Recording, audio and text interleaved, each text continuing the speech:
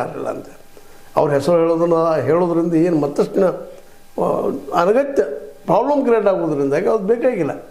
ಆದರೆ ಅವರಿಂದಾಗೆ ಸಾಮಾಜಿಕ ನೆಮ್ಮದಿ ಹಾಳಾಗ್ಯದ. ಇದೇನು ತರ್ತೀವಿ ಅಂತೇಳಿ ಒಂದು ರಿಸ್ಟ್ರಿಕ್ಷನ್ ಹಾಕ್ಯದ ಕರಾವಳಿ ಏರಿಯಾದಲ್ಲೇ ಭಾಳಷ್ಟು ಕಂಟ್ರೋಲ್ ಆಗಿಬಿಟ್ಟದ್ರಿ.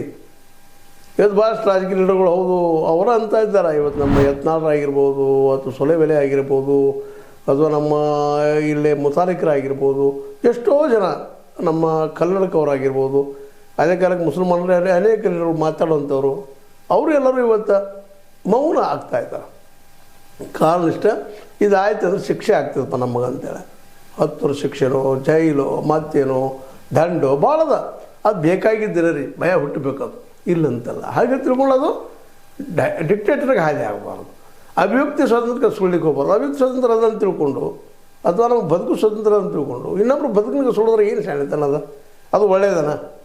ಏನೋ ಬದುಕು ಸ್ವಾತಂತ್ರ್ಯ ಇದ್ರಿ, ಮಾತಾಡೋ ಸ್ವಾತಂತ್ರ್ಯ ಇದೆ, ಮಾತಾಡೋಪ್ಪ ಯಾರು ಬೇಡ ಅಂತಾರೆ ನಿಮ್ಗೆ? ಹೌದು, ಅಲ್ಲಿ ದೋಷಗಳೇನಿದೆ ದೋಷ ಹೇಳ್ರಿ, ಅವ್ರು ತಿದ್ದುಕೊಳ್ಳಿ ಬಿಡಲಿ, ಅವ್ರಿಗೆ ಬಿಟ್ಟು ವಿಷಯ. ಆದರೆ ದೋಷ ಹೇಳೋ ಜೊತೆಗೆ ದ್ವೇಷ ಹುಟ್ಟಿಸೋದು ಬೇಡ ಆಗ್ಯದ.